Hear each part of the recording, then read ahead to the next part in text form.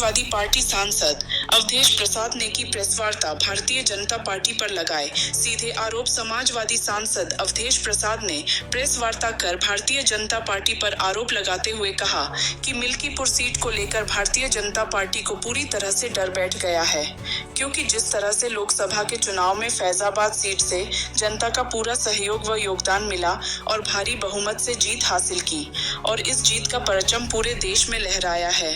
इन्हीं सब बातों को लेकर भारतीय जनता पार्टी पूरी से डरी हुई है और जिस तरह से रेट का बहाना लेकर वह चुनाव को टालने की कोशिश कर रही है। समाजवादी पार्टी पर आरोप लगा रही है कि समाजवादी पार्टी चुनाव लड़ना नहीं चाहती, लेकिन ऐसा कुछ नहीं है। हम पूरी तरह से तैयारी किए हैं और इस बार फिर उपचुनाव में भारी बहुमत से मिल्कीपुर प्रत्याशी अजीत प्रसाद की जीत होगी। आपको बताते चले कि विधानसभा की 10 सीटें खाली हो गई थी, जिसमें 9 सीटों की घोषणा हो चुकी है।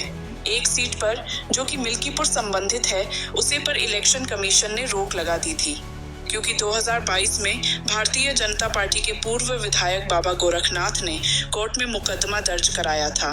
इन्हीं सब बातों को लेकर मिल्कीपुर की सीट पर रोक लगा दी गई। वहीं अवधेश प्रसाद ने कहा कि उत्तर प्रदेश की सरकार अपने कार्यों में पूरी तरह से विफल हो गई है और कानून व्यवस्था पूरी तरह से ध्वस्त हो चुकी है और अब की बार 2027 में पूर्ण बहुमत के साथ समाजवादी की सरकार बनेगी। मैं आभार प्रकट करता हूं और आपका स्वागत और सबका अभिनंदन और स्वागत करते हैं आप सभी सम्मानित विद्वानों का। देखिए, ऐसा है कि उत्तर प्रदेश में 10 विधानसभाओं में उपचुनाव होने थे, ये जग जाहिर था। और यूँ तो इस 10 सीटों पर भारतीय जनता पार्टी पूरी तरह से पराजित होने की पूरी संभावना है। जनता इस सरकार के कारनामों से, कारगुजारियों से पूरी तरह से ऊब चुकी है, चाहे वो नौजवान हो। अभी मेरे पास 2500 नौजवान आए थे जो फैजाबाद के जो अस्पताल हैं, चाहे श्री राम अस्पताल हो, चाहे जिला अस्पताल हो, चाहे और सरकारी, तो उनको निकाला जा रहा है। हालांकि वो आउट ऑफ सोर्सिंग से आए थे, वो मेरे पास आए थे कि हमें निकाला जा रहा है।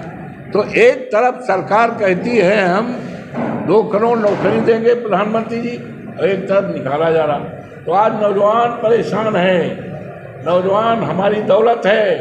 किसी देश की दौलत सोना चांदी हीरा जवाहरात नहीं होता है। देश की दौलत वहाँ का नौजवान, वहाँ का नागरिक हुआ करता है।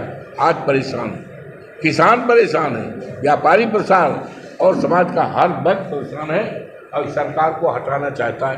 तो इसी तरह से 10 सीटें जो खाली हुई थी, उपचुनाव होना था, जो सरकार की जानकारी में या भारतीय जनता पार्टी की जानकारी में कही, ये सरकार, ये भारतीय जनता पार्टी इन 10 चुनाव में हारेगी और इस चुनाव में समाजवादी पार्टी इंडिया गठबंधन जीतेगी और भारतीय जनता पार्टी हारेगी।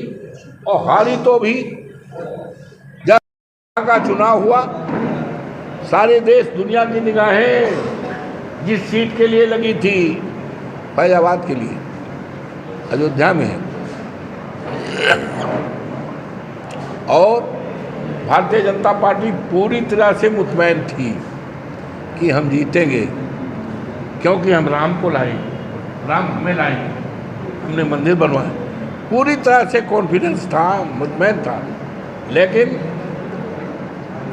पहले हम राम को लाए हैं, तो राम तो उनको लाए नहीं, राम तो अवधेश प्रसाद को लाए।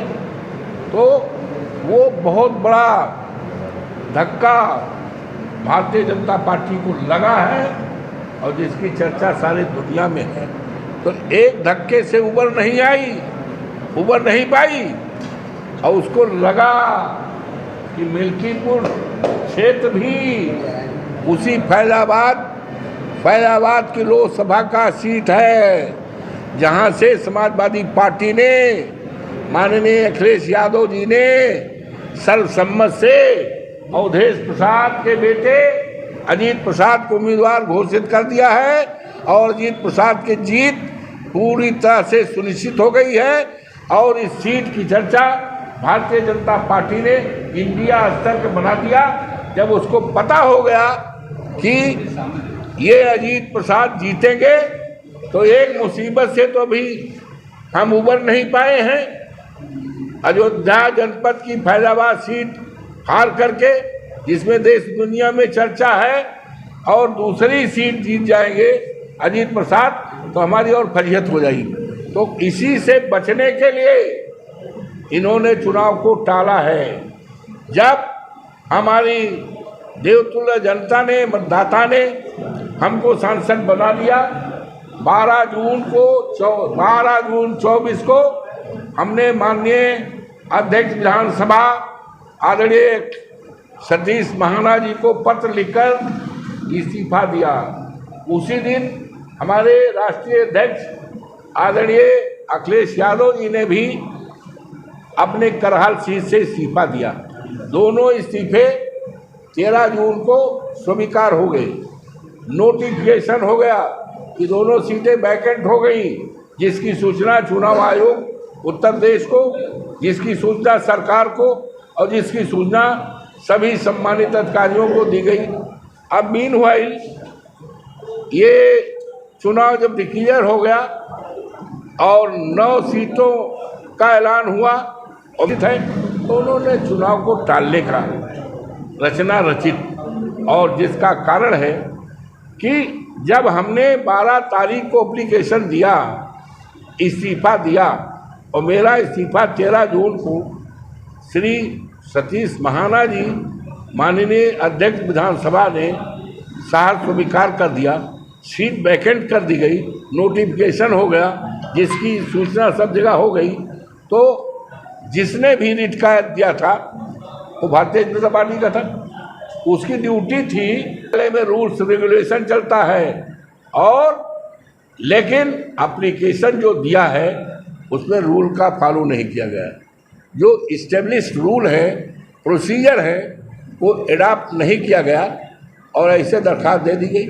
तो न्यायालय की तरफ से, माननीय न्यायमूर्ति की तरफ से इस खामियों के आधार पर और डायरेक्शन दिया कि 1 सप्ताह के अंदर सरकारी गजट कराओ, पक्षकारों को नोटिस दो। तो पक्षकारों को न नोटिस दी गई न गजट कराया गया, तो कोनो खेत के भैया मूरी आए। ये तो न्यायालय में न्याय चलता है, संविधान चलता है और परंपराएं चलती हैं जो न्यायालय की है, उसका अनुपालन न करने से ये जानबूझकर किया गया है। आखिर सरकारी वकील है, उनका वकील है, तो वकील को तो जानकारी रखनी चाहिए थी। मान लो उसके मुवक्किल को नहीं जानकारी है, अबोध है, अज्ञानी है। उनका आरोप है कि आपके वकील